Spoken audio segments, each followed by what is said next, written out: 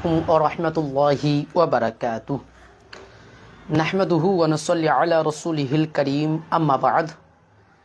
প্রিয় দিনী ভাই ও বোনেরা, আপনারা যেখান থেকে আমাদের এই লাইভটি দেখছেন আপনাদের সকলকে আন্তরিক শুভেচ্ছা ও অভিনন্দন জানাই। প্রিয় দর্শক মণ্ডলী, আজকে আমরা মুফতি আরিফ বিন হাবিবের মিথ্যাচারের জবাব দেওয়ার জন্য উপস্থিত হয়েছি।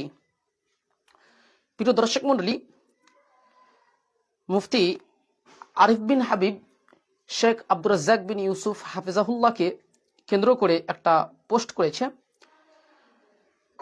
সেই পোস্টের জবাব দেওয়ার জন্য উপস্থিত হয়েছি।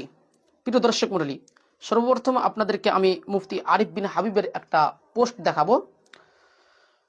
মুফতি আরিফ বিন হাবিব গতকাল একটা পোস্ট করেছে, এই যে আপনারা দেখতে পাচ্ছেন এবং আপনারা অনেকেই দেখেছেন পোস্টটা করেছে 15ই শাবান সিয়াম পালন করতে হবে, এই হিসাব বাতিল, এই হিসাব বাতিল, এই হিসাব বাতিল। এই কথা শেখ আব্দুর রাজ্জাক বিন ইউসুফ হাফিজাহুল্লাহ বলে যে 15ই শাবানকে কেন্দ্র করে, শবে বরাতকে কেন্দ্র করে মানে রোজা রাখতে হবে, এই হিসাব বাতিল, এই হিসাব বাতিল। এটা শেখ আব্দুর রাজ্জাক বিন ইউসুফ হাফিজাহুল্লাহ বলে। এই কথাটাই মুফতি আরিফ বিন হাবিব নকল করছেন। তারপরে মুফতি আরিফ বিন হাবিব বলছেন, বাতিল প্রদানকারী চূড়ান্ত শরিয়াত বাক্যের আবিষ্কারক 32 বছর যাবত অপ্রয়োজনীয় বাক্য না বলার দাবিদার এবং সেসব বক্তব্যের জিম্মেদার হওয়া সুযোগ্য সন্তানের শ্রদ্ধেয় পিতা হাফিজাহুল্লাহ। অর্থাৎ মুফতি আরিফ বিন হাবিব এখানে শেখ আব্দুর রাজ্জাক বিন ইউসুফ হাফিজাহুল্লাহকে টার্গেট করে বলছে, শেখ আব্দুর রাজ্জাক বিন ইউসুফ হাফিজাহুল্লাহকে উদ্দেশ্য করে বলছে। তারপরে দেখেন এখন এই হিসাবের কি হবে। আবু যার রাদিয়াল্লাহু তাআলা আনহু বলেন, রাসূলুল্লাহ সাল্লাল্লাহু আলাইহি ওয়াসাল্লাম তাকে বলেছেন, হে আবু যার, তুমি প্রতি মাসে 3 দিন রোজা পালন করতে চাইলে 13, 14 ও 15 তারিখে তা পালন করো। তিরমিজি 761 নম্বর হাদিসের রেফারেন্স দিয়েছে, অধ্যায় সম পরিচ্ছেদ প্রতি মাসে 3 দিন রোজা পালন করা। এই যে মুফতি আরিফ বিন হাবিবের এটা হচ্ছে পোস্ট। প্রিয় দর্শক মণ্ডলী, মুফতি আরিফ বিন হাবিব এখানে অজ্ঞতার পরিচয় দিয়েছে। মুফতি আরিফ বিন হাবিব শেখ আব্দুর রাজ্জাক বিন ইউসুফ হাফিজাহুল্লাহর কথা বুঝতেই পারেননি। শেখ আব্দুর রাজ্জাক বিন ইউসুফ হাফিজাহুল্লাহ অনেক বক্তব্যে বলেছেন যে শবে বরাতকে কেন্দ্র করে রোজা রাখতে হবে, এই হিসাব বাতিল। অর্থাৎ শবে বরাতকে কেন্দ্র করে কোনো রোজা রাখা যাবে না, এটা শেখ আব্দুর রাজ্জাক বিন ইউসুফ হাফিজাহুল্লাহ বলেছেন। অপরদিকে মুফতি আরিফ বিন হাবিব এখানে অজ্ঞতা প্রকাশ করেছে। শেখ আব্দুর রাজ্জাক বিন ইউসুফ হাফিজাহুল্লাহর এই বক্তব্যটা বুঝতে পারেননি। শেখ আব্দুর রাজ্জাক বিন ইউসুফ হাফিজাহুল্লাহ বলেছেন কি, যে শবে বরাতকে কেন্দ্র করে রোজা রাখা যাবে না, এটা বলেছে। আর শেখ আব্দুর রাজ্জাক বিন ইউসুফ হাফিজাহুল্লাহর অনেক বক্তব্যে আপনি দেখতে পাবেন যে প্রতি মাসে 3 দিন রোজা রাখা যাবে, বরং রোজা রাখাটাই উত্তম, শেখ আব্দুর রাজ্জাক বিন ইউসুফ হাফিজাহুল্লাহ বলেন। তাহলে এখানে আব্দুর রাজ্জাক বিন ইউসুফ কোথায় শবে বরাতের রোজা আর কোথায় আইয়ামে বীজের রোজাকে নাজায়েজ বললো? এখানে শবে বরাতের রোজাকে নাজায়েজ বলা হয়েছে, কিন্তু আইয়ামে বীজের রোজাকে তো নাজায়েজ বলেনি। এখানে আপনি অজ্ঞতার পরিচয় দিয়েছেন, আপনি শেখ আব্দুর রাজ্জাক বিন ইউসুফ হাফিজাহুল্লাহর কথাটা বুঝতে পারেননি। তারপরে বলবো, আচ্ছা আপনাদের নিকটে যেহেতু শবে বরাতের রোজা রাখা মুস্তাহাব আপনি বলছেন, মুফতি আরিফ বিন হাবিব বলেছেন, তার বক্তব্য থেকে এটাই বোঝা যায় যে শবে বরাতের রোজা তার দৃষ্টিতে পালন করা জায়েজ। এখন আমরা দেখব যে হানাফি দেওবন্দীদের নিকটে শবে বরাতের রোজা আছে কি নেই। কেননা মুফতি আরিফ বিন হাবিব একজন হানাফি দেওবন্দি। তিনি যদি বেরেলভি হতেন তাহলে বেরেলভিদের কিতাব থেকে দেখাতাম, কিন্তু মুফতি আরিফ বিন হাবিব একজন হানাফি দেওবন্দি, এই জন্য আমি আজকে সরাসরি হানাফি দেওবন্দীদের কিতাব থেকেই দেখাবো যে শবে বরাতের রোজা আছে কি নেই, তাহলে আপনারাই বিচার করে নেবেন। প্রিয় দর্শক মণ্ডলী, এই বইটা আমার হাতে দেখতে পাচ্ছেন, দারসে তিরমিজি, লেখক মুফতি তাকি উসমানী হাফিজাহুল্লাহ, বর্তমানে জীবিত পাকিস্তানের। দেওবন্দীদের মধ্যে বর্তমান জীবিত দেওবন্দীদের মধ্যে সব থেকে বড় আকাবির, সব থেকে বড় আলেম বলা হয় মুফতি তাকি উসমানী দেওবন্দীকে। আর এই বইটা স্বয়ং মাদ্রাসার মধ্যে পাঠ্য বই হিসেবে পড়ানো হয়, এই বইটা মাদ্রাসায় দার্স হিসাবে পড়ানো হয়। বইটার নাম হচ্ছে দারসে তিরমিজি, অর্থাৎ মাদ্রাসায় এই বইটার দার্স দেওয়া হয়। তো এই বইয়ের আপনার পৃষ্ঠা নম্বর, এটা হচ্ছে 2য় খণ্ড, দ্বিতীয় খণ্ড জাকারিয়া বুক ডিপো দেওবান থেকে প্রকাশিত, এটা বই জাকারিয়া বুক ডিপো দেওবান থেকে প্রকাশিত। এই বইয়ের পৃষ্ঠা নম্বর আপনার 438 নম্বর পৃষ্ঠাতে, এই যে দেখেন 438 নম্বর পৃষ্ঠাতে কি লিখে রেখেছে আমি আপনাদেরকে দেখিয়ে দিচ্ছি, আপনারা একটু দেখে নেবেন। দর্শক মন্ডলী আপনারা দেখে নেবেন 438 নম্বর পৃষ্ঠাটা আপনারা লক্ষ্য করেন, এই যে দেখতে পাচ্ছেন 438 নম্বর পৃষ্ঠাতে মুফতি তাকি উসমানী লিখছেন, শবে বরাত কি ফজিলত মে বহুত সি রিওয়ায়াত মারবি है, অর্থাৎ শবে বরাতের ফজিলত সম্পর্কে বহু হাদিস, অনেক হাদিস বর্ণিত হয়েছে। जिनमें से बिस्तर अल्लामा सुयूती ने अद्दुर्रुल मंसूर में जमा कर दी है, তার সবগুলোই মানে অধিকাংশই বর্ণনা আল্লামা সুয়ুতি রাহমাহুল্লাহ আদ-দুররে মানসুরের মধ্যে একত্রিত করেছেন। এহ तमाम রিওয়ায়াত সানাদান যায়িফ है, এই সব বর্ণনা সানাদগতভাবে দুর্বল, সানাদগতভাবে যায়িফ। স্পষ্ট মুফতি তাকি উসমানী দেওবন্দি সাহেব স্পষ্টভাবে স্বীকার করে নিয়েছেন যে শবে বরাতের ফজিলত সম্পর্কে বহু হাদিস আছে, অনেক হাদিস আছে যার সবগুলোই যায়িফ, একটাও সহি নাই। এ तमाम রিওয়ায়াত সানাদান যায়িফ है, এই মানে সমস্ত বর্ণনা সানাদগতভাবে, সানাদের দিক থেকে যায়িফ। প্রিয় দর্শক মণ্ডলী, এই যে এটা হচ্ছে দারসে তিরমিজি তাকি উসমানী, মুফতি আরিফ বিন হাবিবের আকাবির, মুফতি আরিফ বিন হাবিবের মানে ওস্তাদের ওস্তাদ ধরেন, এত বড় মানে ওস্তাদ মুফতি জাস্টিস তাকি উসমানী, তিনি দারসে তিরমিজির 438 পৃষ্ঠাতে স্পষ্টভাবে বলে দিয়েছে যে শবে বরাতের ফজিলত সম্পর্কে মানে বহু হাদিস আছে যার অধিকাংশই মানে সবগুলোই হাদিস যায়িফ, সানাদগতভাবে যায়িফ। মুফতি তাকি উসমানী হাফিজাহুল্লাহ এই কথা বললেন। আরেকটা বই দেখাবো আপনাদেরকে, এই বইটা আমার হাতে দেখতে পাচ্ছেন, এটা হচ্ছে শবে বরাতের ফজিলত ও বিদআত খণ্ডন। বইটার নাম হচ্ছে শবে বরাতের ফজিলত ও বিদআত খণ্ডন।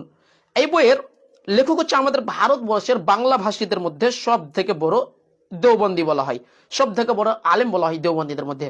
ভারতবর্ষের বাংলা ভাষীদের মধ্যে সব থেকে বড় দেওবন্দি আলেম মুফতি মোহাম্মদ নাসির উদ্দিন চাঁদপুরি, যিনি উত্তর 24 পরগনা, তার বাড়ি উত্তর 24 পরগনায়, মানে তিনি মাদ্রাসায় পড়াশোনা করাই, জামিয়া জামপুর উত্তর 24 পরগনাতে মানে মাদ্রাসায় তিনি পড়াশোনা করাই।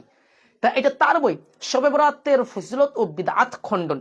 এই বইয়ে মুফতি নাসিরউদ্দিন চাঁদপুরি হানাফি দেওবন্দি সাহেব তিনি বলছে, দেখেন এই যে দেখতে পাচ্ছেন আমি মার্ক করে রেখেছি, দেখতে পাচ্ছেন লাল যেটা আপনারা দেখতে পাচ্ছেন ওটাই মানে হেডলাইন, ওখানে হেডলাইন দিয়েছে দেখেন, হাদিসের আলোকে শবে বরাতের রোজা, অর্থাৎ হাদিসের আলোকে শবে বরাতের রোজা, মানে হাদিস দ্বারা কি শবে বরাতের রোজা প্রমাণিত না প্রমাণিত নয়, এই সম্পর্কে মুফতি নাসিরউদ্দিন চাঁদপুরি হানাফি দেওবন্দি সাহেব বলছে, দেখেন শবে বরাতের দিন রোজা রাখা সম্পর্কে হাদিসের ভান্ডারে কেবলমাত্র দুটি হাদিস বর্ণিত আছে। হাদিস দুটি হযরত আলী রাদিয়াল্লাহু তাআলা আনহু সূত্রে বর্ণিত। রেজাল শাস্ত্রের কুষ্টিপাত্রে যাচাই করে প্রমাণিত হচ্ছে যে উভয় হাদিসই মৌজু অর্থাৎ জাল হাদিস। প্রিয় দর্শক মণ্ডলী আপনারা দেখে নিন, মুফতি নাসিরউদ্দিন চাঁদপুরি বলছে যে শবে বরাতকে কেন্দ্র করে রোজা রাখতে হবে, হাদিসের ভান্ডারে মাত্র দুইটি হাদিস আছে এই সম্পর্কে, কিন্তু হাদিস দুইটি জাল। তাহলে আপনারা বলেন জাল হাদিসের উপর আমল করা যাবে? জি না।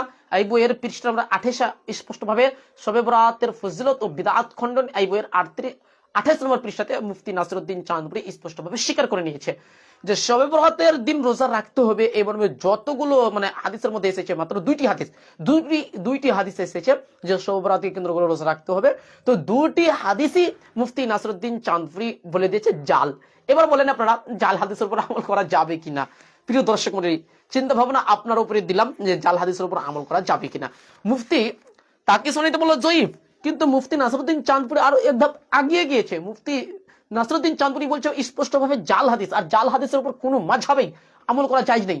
হ্যাঁ, দেওবন্দিরাও বলে, হানাফিরা বলে, দেওবন্দি হানাফি বেরেলভি উভয়ই বলে যে জয়ীফ হাদিস শর্ত সাপেক্ষ গ্রহণযোগ্য, তারা বলে, কিন্তু জাল হাদিস তাদের কাছেও গ্রহণযোগ্য নয়। জাল হাদিস তাদের বেরেলভিদের নিকটে গ্রহণযোগ্য নয়, আবার দেওবন্দীদের নিকটে গ্রহণযোগ্য নয়। তাহলে এই হাদিসটা কিভাবে গ্রহণীয় হতে পারে? স্পষ্টভাবে নাসিরউদ্দিন চাঁদপুরি জাল বলে দিয়েছে। তারপরে দেখেন, তারপর আপনাদেরকে দেখাচ্ছি আমি এখানে তাকি উসমানীর গবেষণা পেশ করেছে, যেটা আমি পেশ করলাম কিছুক্ষণ আগে, তাকি উসমানীর গবেষণা। তাকি উসমানীর গবেষণা আরেকবার দেখে নেন। তাকি উসমানী মানে নাসিরউদ্দিন চাঁদপুরি কি উল্লেখ হয়েছে তাকি উসমানী সম্পর্কে, মানে নাসিরউদ্দিন চাঁদপুরি বলছে যে তাকি উসমানী বলেন শবে বরাতের দিন রোজা রাখা সম্পর্কে সমগ্র হাদিসের ভান্ডারে একটি মাত্র হাদিস বর্ণিত আছে, সেটাও আবার দুর্বল। অর্থাৎ শবে বরাতের দিন রোজা রাখতে হবে, হাদিসের ভান্ডারে একটাই হাদিস আছে। তাকি উসমানী বলছে, নাসিরউদ্দিন চাঁদপুরি বললো দুটাকে জাল বললো, আবার তাকি উসমানী বলছে একটা হাদিস আছে, দুটা হাদিস নেই, একটাই হাদিস, আর সে হাদিসটাও দুর্বল স্পষ্টভাবে বলছে। তারপর বলছে সুতরাং সেই হাদিসের উপর ভিত্তি করে শবে বরাতের রোজাকে সুন্নাত কিংবা মুস্তাহাব বলা কোনো ওলামার মতে দুরুস্ত নয়। অর্থাৎ শবে বরাতের দিন মানে রোজা রাখতে হবে, সুন্নাত বলা কিংবা মুস্তাহাব বলা, ভালো বলা, এটা আলেমদের নিকটে সঠিক নয়, এটা দুরুস্ত মানে সঠিক নয়। স্পষ্টভাবে পৃষ্ঠা নম্বর 31-এ নাসিরউদ্দিন চাঁদপুরি নকল করে দিয়েছে। এবার আপনারা চিন্তা ভাবনা করেন যে তারপরেও কি আপনি শবে বরাতের দিন রোজা রাখবেন? তারপরেও কি আপনি শবে বরাতের দিন রোজা রাখবেন? আপনি চিন্তা ভাবনা করবেন। এখানে দেখতে পাচ্ছেন মুফতি নাসিরউদ্দিন চাঁদপুরি আর একটা কল নকল করেছে। পৃষ্ঠা নম্বর 33-এ শেখ ইউনুস জৌনপুরীর গবেষণা উল্লেখ করেছে। দেখেন শেখ ইউনুস জৌনপুরীর গবেষণা মানে কি, আর তিনি তার পরিচয় কি। মুফতি নাসিরউদ্দিন চাঁদপুরি বলছেন জামিয়া মাজাহিরুল উলুম সাহারানপুরের শেখ যুগ শ্রেষ্ঠ মুহাদ্দিস হযরত আল্লামা ইউনুস জৌনপুরী মুদ্দাজিল্লুহু বলেন আমার জানা মতে পূর্ববর্তী ফকিগণ 15 শাবানের রোজার কোনো উল্লেখ করেনি। অর্থাৎ পূর্ববর্তী মুহাদ্দিসগণ ফকিগণ যারা পূর্বে অতিবাহিত হয়েছে এই সকল মুহাদ্দিসগণ এটা মানে উল্লেখই করেনি যে 15 শাবানের রোজা রাখতে হবে, কোনো মুহাদ্দিসই উল্লেখ করেননি, কোনো একটা মুহাদ্দিস উল্লেখ করেনি তিনি বলছে। তারপরে বলছে আর পরবর্তী ফকিরাও এর আলোচনা করেনি, এবং পরবর্তী মানে আগেরও এবং পরেও আল্লাহ রসুলের যুগেও, আল্লাহ রসুলের যুগ থেকে নিয়ে সাহাবীদের যুগ থেকে নিয়ে তাবিঈদের যুগ থেকে নিয়ে অর্থাৎ ইমাম ইবনে হাজার আসকালানি রাহিমাহুল্লাহর যুগের আগে থেকে কোনো মুহাদ্দিস শবে বরাতের দিন রোজা রাখাকে মুস্তাহাব বা কোনো কিছু উল্লেখ করেনি, মানে মুস্তাহাব না যাবে এটা উল্লেখ করেননি। তারপরে বলছে পরবর্তী মুহাদ্দিসগণ এটা উল্লেখ করেনি, ফকিগণ এটা উল্লেখ করেনি। তারপরে বলছেন তারপরে শেখ ইউনুস জৌনপুরী বলছেন উল্লেখ করেনি। তারপর বলছে হ্যাঁ দিন তারিখ নির্দিষ্ট না করে শাবান মাসের রোজাকে মুস্তাহাব বলে গণনা করা মানে মুস্তাহাব গণনা করেছেন। অর্থাৎ আপনি দিন তারিখ যদি নির্দিষ্ট না করে দেন তাহলে আপনি রোজা রাখতে পারবেন, যেটা আমরা বলি যে দিন তারিখ নির্দিষ্ট করা যাবে না। কেন আল্লামা শাতিবি রাহমাহুল্লাহ আল ইতিসাম বিশ-শাতিবি দ্বিতীয় খণ্ড পৃষ্ঠা 12-এর মধ্যে বলছে জালিকা তাখসিসুল আইয়ামিল ফাজিলাতি বি আনওয়াইল ইবাদাতি আল্লাতি লাম তুশরা লাহা তাখসিসান। অর্থাৎ যেটাকে শরীয়ত খাস করেনি ওটা আপনি নিজের পক্ষ থেকে খাস করে দিবেন, এটা হবে বিদআত, এটা হবে নাজায়েজ। তো শরীয়তে খাস কি করেছে যে আইয়ামে বীজের রোজাকে খাস করে দিয়েছে, 15, 14, 13 এইগুলো তারিখের রোজাকে রাসূলুল্লাহ সাল্লাল্লাহু আলাইহি ওয়াসাল্লাম খাস করে গেছে, কিন্তু 15 মানে শাবান তথা শবে বরাতের দিন রোজা রাসূলুল্লাহ সাল্লাল্লাহু আলাইহি ওয়াসাল্লাম খাস করে যাননি। এখন যদি আপনি এইটাকে নিজের পক্ষ থেকে খাস করে নিন যে আমি শবে বরাতের দিন রোজা রাখবো, তাহলে এটা হবে বিদআত, যেটা স্পষ্টভাবে শেখ ইউনুস জৌনপুরীও উল্লেখ করছেন। প্রিয় দর্শক মণ্ডলী, তাহলে আপনারা বুঝুন যে দেওবন্দীরা মানে এক বলছে আর আরিফ বিন হাবিব এক বলছে। তারপর আপনারা দেখেন তারপরে মুফতি নাসিরউদ্দিন চাঁদপুরি 35 পৃষ্ঠাতে আল্লামা আজিজুল হক কাসিমির একটা বক্তব্য নকল করেছে। আল্লামা আজিজুল হক কাসিমির দেখেন তিনি কি বলছে, দেখেন আল্লামা আজিজুল হক কাসিমি, এই যে দেখতে পাচ্ছেন আপনারা আল্লামা আজিজুল হক কাসিমি কি বলছে দেখেন। এক্ষেত্রে বিশেষ স্মরণীয় যে ফিকাহ শাস্ত্রের মূল কিতাবগুলিতে নির্দিষ্টভাবে 15 শাবানে রোজা রাখা মুস্তাহাব বলে লেখা নেই। অর্থাৎ 15 শাবানে আপনি রোজা রাখবেন এটা মুস্তাহাব হিসেবে লেখা নেই, স্পষ্টভাবে বলছেন। তারপর বলছেন তাই কেউ কেউ শবে বরাতের দিন রোজা রাখার গুরুত্ব হ্রাস করে দিয়েছে। অর্থাৎ তাই কেউ মানে শবে বরাতের দিন রোজা রাখতে হবে এর গুরুত্বটাকে উড়িয়ে দিয়েছে। তার মানে আপনারা কি বুঝতে পারছেন, শবে বরাতকে কেন্দ্র করে কোনো রোজা নেই, শবে বরাতকে কেন্দ্র করে দেওবন্দীদের নিকটে কোনো রোজা নেই। তাহলে আরিফ বিন হাবিব কিভাবে বললো? আসল ব্যাপারটা হচ্ছে আরিফ বিন হাবিবকে যে কোনো মূল্যে যে কোনো ভাবে শেখ আব্দুর রাজ্জাক বিন ইউসুফ হাফিজাহুল্লাহর বিরোধিতা করতে হবে। সঠিকটা তার মানে জাতির সামনে প্রকাশ করার উদ্দেশ্য নয়, উদ্দেশ্য হচ্ছে যে শেখ আব্দুর রাজ্জাক বিন ইউসুফের বিরোধিতা করতে হবে, আহলে হাদিসদের বিরোধিতা করতে হবে, এই জন্য তারা এগুলো কাজ করছে। মুফতি আরিফ বিন হাবিব সহ পুরো দেওবন্দি গোষ্ঠীকে চ্যালেঞ্জ করলাম, হাদিসের আলোকে একটা সহিহ হাদিস পেশ করেন যে শবে বরাতের দিন রোজা রাখতে হবে। হ্যাঁ, দিন তারিখ যদি আপনি খাস না করেন তাহলে রোজা রাখতে পারবেন, আপনি দিন তারিখ যদি খাস না করেন তাহলে রোজা রাখতে পারবেন। কেন? রাসূলুল্লাহ সাল্লাল্লাহু আলাইহি সাল্লাম মানে আয়েশা রাদিয়াল্লাহু তাআলা আনহা বলছেন, আবু দাউদ হাদিস নাম্বার 2431 নম্বর হাদিস, যে কানা আহাব্বা শুহুরি ইলা রাসূলিল্লাহি সাল্লাল্লাহু আলাইহি ওয়াসাল্লাম আন ইয়াসুমাহু শাবান, অর্থাৎ রাসূলুল্লাহ সাল্লাল্লাহু আলাইহি ওয়াসাল্লাম শাবান মাসে অধিক সিয়াম রোজা রাখা পছন্দ করতেন, অধিক রোজা রাখাকে পছন্দ করতেন। সুম্মা ইয়াসিলুহু বিরমাযান, রাসূলুল্লাহ সাল্লাল্লাহু আলাইহি ওয়াসাল্লাম শাবান মাসে এত রোজা রাখতো যে রোজাগুলোকে রাসূলুল্লাহ সাল্লাল্লাহু আলাইহি ওয়াসাল্লাম রমাজানের সাথে মিলিয়ে দিতেন। শাবান মানে মাসের রোজা, আল্লাহ রাসূল সাল্লাল্লাহু আলাইহি ওয়াসাল্লাম রমাজানের সাথে মিলিয়ে দিতেন, মানে এত আল্লাহ রাসূল সাল্লাল্লাহু আলাইহি ওয়াসাল্লাম বেশি রোজা রাখতো। আবু দাউদের আরেক হাদিস আছে, হাদিস নাম্বার 2435 নম্বর হাদিস, যে আবু হুরায়রা রাদিয়াল্লাহু তাআলা আনহু বলেন, কানা ইয়াসুমুহু ইল্লা কলিলান, অর্থাৎ রাসূলুল্লাহ সাল্লাল্লাহু আলাইহি ওয়াসাল্লাম রোজা রাখতেন পুরো মাসটাই, বাল কানা ইয়াসুমুহু কুল্লাহু, রাসূলুল্লাহ সাল্লাল্লাহু আলাইহি ওয়াসাল্লাম শাবান মাসের পুরোটাই রোজা রাখতেন, তবে কিছুদিন ব্যতীত, মানে কিছুদিন ছাড়াই, অর্থাৎ 2-3 দিন ছাড়াই আল্লাহ নবী সাল্লাল্লাহু আলাইহি ওয়াসাল্লাম পুরো শাবান মাসে রোজা রাখতেন। এবার আপনারা বুঝুন, শাবান মাসের রোজা রাখা যাবে, অর্থাৎ দিন তারিখ যদি আপনি খাস না করে দেন তাহলে রোজা রাখা যাবে। আর যদি আপনি শবে বরাতকে কেন্দ্র করে যদি রোজা রাখেন তাহলে এটা হবে নাজায়েজ, এটা হবে বিদআত, এটা হয়ে যাবে বিদআত, যেটা আল্লামা শাতিবী রাহমাহুল্লাহ স্পষ্ট ভাবে বলছে, জালিকা তাখসিসুল আইয়ামিল ফাজিলাতি বিআনওয়াইল ইবাদাতি আল্লাতি লাম তুশরা আল্লাহ তাখসিসান, অর্থাৎ যেটাকে শরীয়তে খাস করা হয়নি আপনি নিজের পক্ষ থেকে খাস করে দিলেন, এটা হবে বিদআত।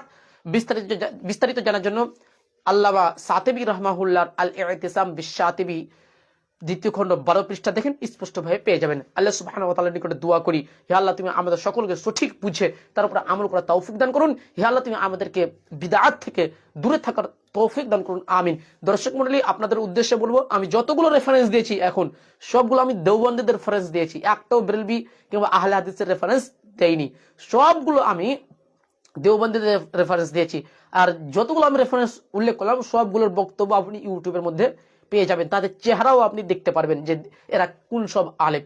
প্রিয় দর্শক মণ্ডলী, আল্লাহ সুবহানাহু ওয়া তাআলার কাছে আবারও দোয়া করি, হে আল্লাহ তুমি আমাদের সকলকে সঠিক বুঝে তার উপরে আমল করার তৌফিক দান করুন, আমিন। দর্শক মণ্ডলী, আজকের মতো আমরা লাইভটি এখানে সমাপ্ত করছি, যেহেতু সময় আর নেই, আজান দিতে মাত্র আর 2 মিনিট বাকি আছে, এই জন্য আমি এখানে লাইভটা সমাপ্ত করছি। ইনশাআল্লাহ পরবর্তীতে এবার মুনাজারা চালু হবে শবে বরাত নিয়ে, কালকে থেকে আপনারা মুনাজারা দেখতে পাবেন, এই পেজে মুনাজারা চলবে ইনশাআল্লাহ। আজকের মতো এখানে লাইভটা বন্ধ করছি। আসসালামু আলাইকুম ওয়া রাহমাতুল্লাহি ওয়া বারাকাতুহু। জি, অনেকে কমেন্ট করেছেন, যারা কমেন্ট করেছেন তাদের সকলের শুকরিয়া জ্ঞাপন করছি। আব্দুল কাবির কমেন্ট করেছেন, এমডি মিজানুর রহমান কমেন্ট করেছেন, আরো অনেকে কমেন্ট করেছেন, তাদের প্রত্যেকের শুকরিয়া জ্ঞাপন করছি। আরিফ বিন আজিজুল হক কমেন্ট করেছেন, জি রফিকও কমেন্ট করেছেন, জি সবার শুকরিয়া আদায় করছি। আজকের মতো লাইভটা এখানে বন্ধ করছি। আসসালামু আলাইকুম ওয়া রাহমাতুল্লাহি ওয়া বারাকাতুহু।